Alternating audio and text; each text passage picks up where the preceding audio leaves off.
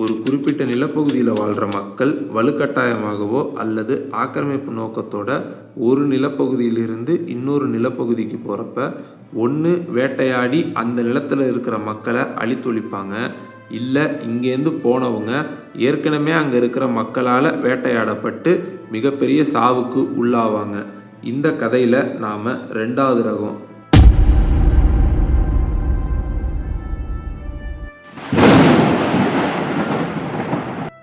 விருப்பமில்லாமல் குண்டுகட்டா தமிழ்நாட்டிலிருந்து இலங்கை தேயிலை தோட்டங்களை வளப்படுத்த வெள்ளைக்காரன் தமிழர்களை அவங்க தாய் நிலத்திலிருந்து பேர்த்தெடுத்து அப்புறப்படுத்தினான். இலங்கை தேயிலை தோட்டங்களில் குடியமர்த்தினான். விளைவு கோர மரணங்களும் அடிமை வாழ்வும் மட்டும்தான். அதே போல் இன்னைக்கு தமிழ்நாட்டில் ஒரு மிகப்பெரிய பொய் நம்மளை சுற்றி பரவிக்கிட்டு இருக்குது. அந்த பொய்யை நம்ம உண்மைன்னு இத்தனை நாளும் நம்பிக்கிட்டு இருக்கோம். அந்த பொய் என்னன்னா,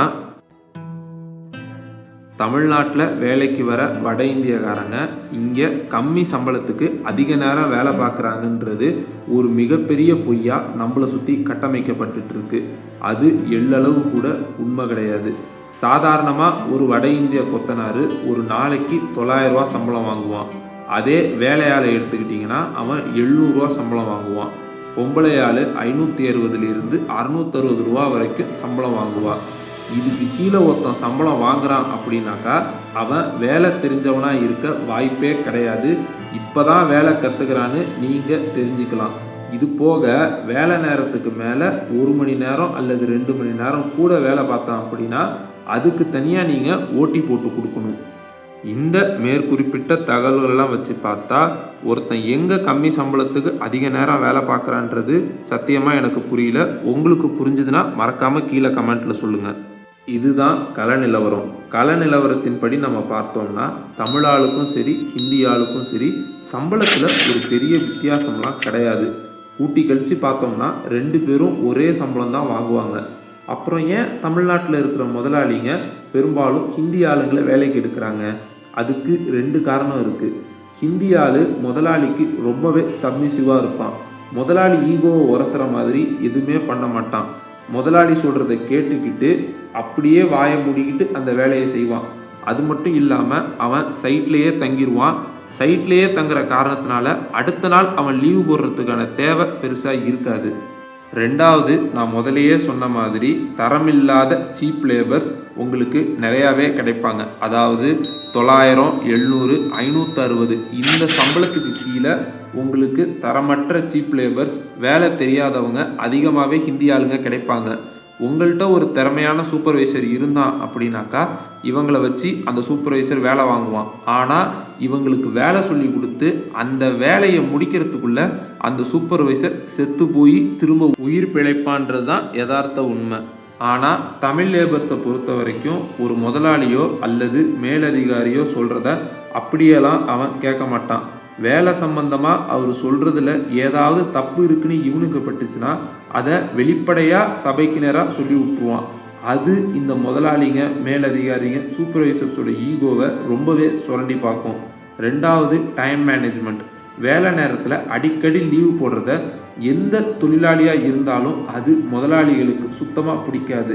அதே சமயம் அவங்க அடிக்கடி லீவு போடுறதுக்கான முக்கிய காரணமாக தமிழ்நாட்டில் இயங்கக்கூடிய டாஸ்மார்க்குகளும் அமையுது. இலங்கையில் எப்படி நாம் 2வது ரகத்தை பிடிக்கிறோமோ அதுபோல் தமிழ்நாட்டில் நாம் ரகத்தை பிடிக்கிறோம்.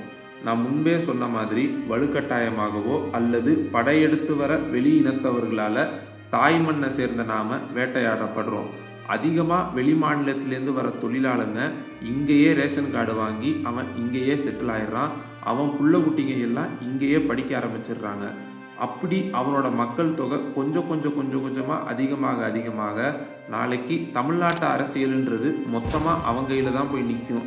அவன் யாரை தேர்ந்தெடுக்கிறானோ அவன் தான் முதலமைச்சராக வந்து நிற்பான். அப்படி வர ஒருத்தன் நமக்கானவனா நிச்சயமாக இருக்க மாட்டான்.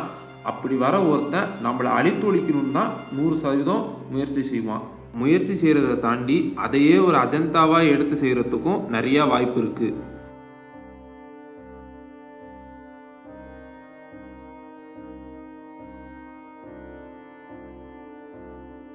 அதே சமயம் தமிழ்நாட்டில் இதுக்கு முன்னாடி ஆளுங்கட்சிகளால் கட்டப்பட்ட மத்திய மாநில மருத்துவ பொறியியல் கல்லூரிகளில் அதிகமாக படித்து பயன்பெறுவது வட மாநிலத்தவர்களும் மாற்று மொழிக்காரர்களும் தான்.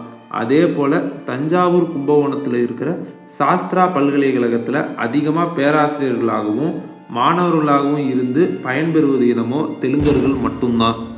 வடகிழக்கு மாநிலங்களில் இருக்கிற மாதிரி இன்டர்லிங்க் பர்மிட் முறையை கொண்டு வந்து அந்நிய குடியேற்றத்தை நம்ம அரசாங்கத்தால் தடுக்க முடியாததற்கான முக்கிய காரணமாக நான் பார்க்குறது, தமிழ்நாட்டில் பெரும் முதலாளிகளாக இருக்கிறவங்க எல்லாருமே பெரும்பாலும் அந்நியர்களாகவே இருக்காங்க.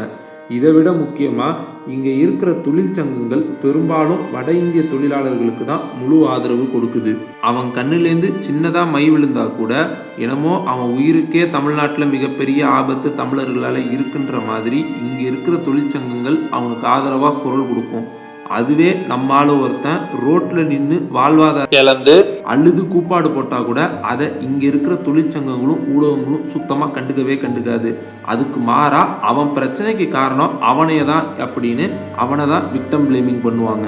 இது மாதிரி பிரச்சனை எதுவும் வரக்கூடாதுன்னு நினச்சானுங்களா இல்லையான்னு தெரியல. 1948 வெள்ளைக்காரங்கள்டேருந்து இலங்கை தனிநாடாக சுதந்திரம் அடையுது. சுதந்திரம் வாங்கின கையோட அவனுங்க முதல்ல செஞ்ச வேலை என்னன்னா, அது வரைக்கும் பிரிட்டிஷாரால் மலையக தமிழர்களுக்கு கொடுக்கப்பட்ட குடியுரிமையை ரத்து செஞ்சு மலையக தமிழர்களுடைய குறவலையை நெரிச்சது சிங்கள பௌத்த அரசு. 1830களில் வலுக்கட்டாயமாகவும் ஏமாற்றியும் தமிழகத்திலிருந்து இலங்கைக்கு அடிமையாக கொண்டு வரப்பட்டு 100 ஆண்டுகளுக்கு மேலே இலங்கை தேயிலை தோட்டங்கள்லேயே அடிமையாக வேலை செஞ்சு இலங்கையினுடைய பொருளாதாரத்தை வளர்த்தெடுத்த மலையக தமிழர்களுக்கு சிங்கள பௌத்த பேரினவாத இனவெறி அரசு கொடுத்த பரிசு தான் குடியுரிமை பறிப்பு மற்றும் அல்பாயுசு மரணங்கள். பறிக்கப்பட்ட குடியுரிமைக்காகவும் தொழிலாளர்களினுடைய அடிப்படை தேவைகளை பெறவும் தமிழர்கள் தன்னெழுச்சியாக போராடி ஆரம்பித்த தொழிற்சங்கங்களும் அந்த தொழிற்சங்கங்கள் ஆரம்பிக்க இங்கே சிங்கள இனவெறியர்களால் காவு வாங்கப்பட்ட உயிர்களை பற்றியும் தான் இந்த காணொளி தொகுப்பு. ஆரம்பத்தில் கண்டி சீமையில் மட்டும் இருந்த காஃபி மற்றும் தேயிலை தோட்டம் நாளடைவில் இலங்கை தீவு முழுவதும் பரவ தொடங்குனுச்சு. மக்களை ஏமாற்றி வலுக்கட்டாயமாக இலங்கை தேயிலை தோட்டங்களில் அடிமையாக்குனாங்க. இது பற்றின முழுமையான வரலாற்றை பாகம் 1 தெளிவாக இருக்குது. பார்க்காதவங்க கீழே டிஸ்கிரிப்ஷனில் இருக்கிற லிங்கை அழுத்தி போய் பாருங்கள். ஆரம்ப காலத்தில் அடிமைத்தனத்துக்கு எதிராக போராடின மக்களை கங்காணிங்க மரத்தில் கட்டி வச்சு அடித்து துண்டிருந்தாங்க. அதையும் மீறி போராடினவங்கள வெள்ளைக்காரங்க அவங்க துப்பாக்கியாலே சுட்டு கொண்டாங்க. ஏறதாழ 100 வருஷம் இதே நிலைமை தான். சவுக்கடி, துப்பாக்கி சூடு, மரண ஓலம். தனித்தனியாக அங்கொன்றும் இங்கொன்றுமா போராடினா அந்த போராட்டம் வெற்றி அடையாதுன்னு அதுக்கு பதிலாக ஒன்று சேர்ந்து தொழிற்சங்கம் தொடங்கி மேற்கொள்ளும் போராட்டத்துக்கு மதிப்பதிகம்னு மக்கள் கருதுனாங்க. அந்த கருத்துக்கு அச்சாரம் போட்ட நபர் தான் கோ. நடேச ஐயர். வழக்கறிஞரும் தமிழ் இலக்கியவாதியுமான நடேச ஐயர் அவரோட மனைவி மீனாட்சி அம்மாளோட சேர்ந்து மலையக தமிழர்களினுடைய துயர வாழ்வை ஆவணப்படுத்தி அதை இந்தியாவில் வாழ்கிற மக்களுக்கு தெரியப்படுத்தினார். அன்னைக்கு தேயிலை தோட்டங்களுக்குள்ள வெளியாளுங்க போக தடை இருக்க புடவை வியாபாரியா இவரும் இவரோட மனைவி மீனாட்சி அம்மாளும் எஸ்டேட்டுக்குள்ளே போய் தொழிற்சங்கத்துக்கான முக்கியத்துவத்தை பரப்புரை செஞ்சாங்க. அதன் நீட்சி தான் ஆரம்ப காலத்தில் தொழிற்சங்கம் மலையகத்தில் தொடங்க காரணமாக அமைஞ்சுது. தொழிலாளர்கள் அவங்களுக்கான தொழிற்சங்கத்தை தொடங்க முனைப்பு காட்டுறது வெள்ளைக்காரங்களுக்கும் கங்காணிகளுக்கும் பதட்டத்தை கொடுக்கவே தொழிலாளர்களுக்கு எதிரான வன்முறை அதிகமாகிடுச்சு. இந்த முறை தொழிலாளர்களுக்கு எதிராக வன்முறையில் சிங்கள போலீஸுகளும் களமிறங்கினாங்க. தொழிலாளர்களுக்கு எதிரான மனித உரிமை மீறல்களும் வன்முறைகளும் தொடர்ச்சியாக அந்த தோட்டங்களில் நடந்த வண்ணமே இருந்துச்சு. இருந்தாலும் தொழிலாளர்களோட மன உறுதியும் அவர்களுடைய தொடர்ச்சியான வேலை நிறுத்த அறவழி போராட்டமும் தான் தொழிற்சங்கம் அமைகிறதுக்கு காரணமாக அமைஞ்சுது. அதன் நீட்சி தான் 1905ஆம் வருஷம் தோட்டங்கள் தோறும் குழந்தைகள் படிக்க பள்ளிக்கூடம் அமையவும் காரணமாக அமைஞ்சுது. தொழிற்சங்கங்களோட வளர்ச்சி நாளுக்கு நாள் வளர்றது துரைமார்கள் அவங்களோட பின்னடைவாகவே பார்த்தாங்க. அதன் நீட்சியாகவே தொழிலாளர்களுக்கு எதிரான வன்முறை போக்க கங்காணியை இன்னும் துரிதப்படுத்தினாங்க. கங்காணிங்க போலீஸ்காரங்க போக இந்த முறை ஊர் கிராமத்தில் வாழ்கிற சிங்கள பௌத்த இனவெறி பிடித்த ஊராட்களும் தொழிலாளர்களுக்கு எதிரான மனித உரிமை மீறல்களில் ஈடுபட தொடங்கினாங்க. 1939 கொட்டியாக்கலை தோட்டத்தில் அடிமைகளாக இருந்த தமிழக மக்களால் போராட்டம் முன்னெடுக்கப்பட்டுச்சு. காரணம், அந்த எஸ்டேட்டுக்குள்ளே இயங்கின மதுபான கடைகளையும் சூதாட்ட கிளப்புகளையும் இழுத்து மூடக்கூடிய போராட்டம் அது. கூலி வாங்கின சில பொறுப்பில்லாத தொழிலாளர்கள் தங்களோட கூலி காசு மொத்தத்தையும் சூதாட்டத்திலையும் மதுவிலையும் இழந்தாங்க. இந்த போக்கானது வெள்ளைக்காரங்களால் கொடுக்கப்பட்ட கூலி மீண்டும் அவங்க கைக்கே போகிற மாதிரி இருந்துச்சு. இதை எதிர்த்து தொழிலாளர்கள் போராட்டம் மேற்கொண்டாங்க. இது பிடிக்காத வெள்ளைக்காரங்க தொழிலாளர்கள் மீது வன்முறையை கட்டவிழ்த்து விட்டாங்க. ஆனால் இந்த முறை கங்காணிக போலீஸ்காரங்களோட சேர்ந்து கொட்டியாக்கலை சிங்கள இனவெறியர்களும் தமிழர்களுக்கு எதிரான மனித உரிமை மீறலில் ஈடுபட்டாங்க. இதன் நீட்சியாகவே 16 தமிழர்கள் இந்த போராட்டத்தில் உயிர் நீத்தாங்க. இறுதியில் பல உயிரிழப்புகளுக்கு பின்னால் இந்த போராட்டம் வெற்றி அடைஞ்சுது. மதுபான கடைகளும் மூடப்பட்டுச்சு.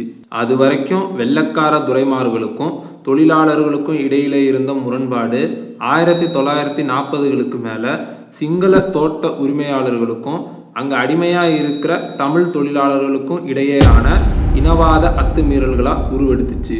அந்த அத்துமீறல்களை எடுத்து சொல்லும் ஒரு சம்பவமாக தான் 1942ஆம் வருஷம் கந்தப்பாளை பகுதியை சேர்ந்த தொழிலாளர்களுக்கு நடந்த அத்துமீறல்களும் கொடுமைகளும்.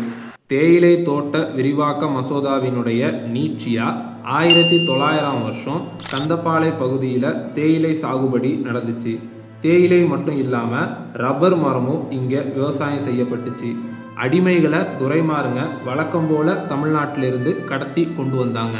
40 ஆண்டு காலம் தமிழர்கள் தங்களுடைய இரத்தத்தையும் இன்னுயிரையும் இழந்து உழைத்ததின் விளைவாதான் அது வரைக்கும் வன்னி காடுகளாக மண்டி இருந்த கந்தப்பாளை இப்போ தேயிலை எஸ்டேட்டாகவும் ரப்பர் தோட்டமாகவும் உருமாறி நிற்கிது.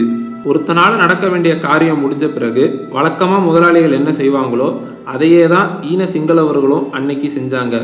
1942க்கு பிறகு அங்கே வாழ்ந்த மலையக தமிழர்களினுடைய சனத்தொகை கணக்கெடுப்பின் பிறகு அங்கே வாழ்கிற தமிழர்களை விரட்டி அடிக்கணுங்கிற முடிவு சிங்கள தோட்ட முதலாளிகளால் எடுக்கப்பட்டுச்சு. அந்த மக்களை அந்த நிலத்திலிருந்து விரட்டி அடிக்க அவங்க சொன்ன காரணம்தான் சிங்களவர்கள் எவ்வளவு கீழ்த்தனமானவர்கள் அப்படிங்கிறத நமக்கு உணர்த்துச்சு.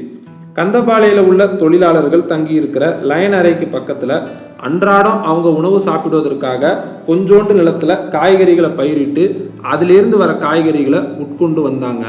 இதை நல்ல வாய்ப்பா பயன்படுத்திக்கிட்ட சிங்களவர்கள் எங்களுக்கு சொந்தமான நிலத்துல நீ காய்கறியை பயிரிட்டு நில ஆக்கிரமிப்புல ஈடுபடுறன்னு சொல்லி 1945 கணக்குப்படி அங்க வாழ்ற 500க்கும் மேற்பட்ட தொழிலாளர்களை சிங்கள முதலாளிகள் போலீஸ்காரங்களையும் ஊர் மக்களையும் ஏவி விட்டு வெளியேற்றினாங்க.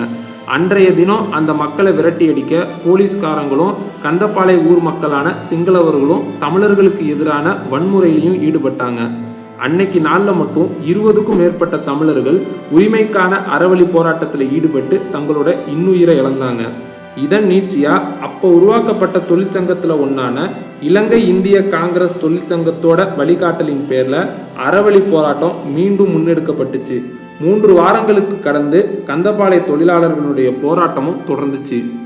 அப்படி போராடுற மக்களுக்கு ஆதரவா கழனிவெளி, கேக்காலை, அவிசாவளை, எட்டியாந்தோட்டை பகுதியைச் சேர்ந்த தமிழக தொழிலாளர்களும் வேலை நிறுத்த போராட்டத்தில் ஈடுபட்டாங்க. இவங்களை தொடர்ந்து இவங்களுக்கு ஆதரவு கொடுக்குறோன்ற எண்ணத்தில் பிற தேயிலை தோட்டத்தில் வேலை செய்யக்கூடிய தொழிலாளர்களும் வேலை நிறுத்த போராட்டத்தில் ஈடுபட்டு தங்களோட ஆதரவை தெரிவித்தாங்க.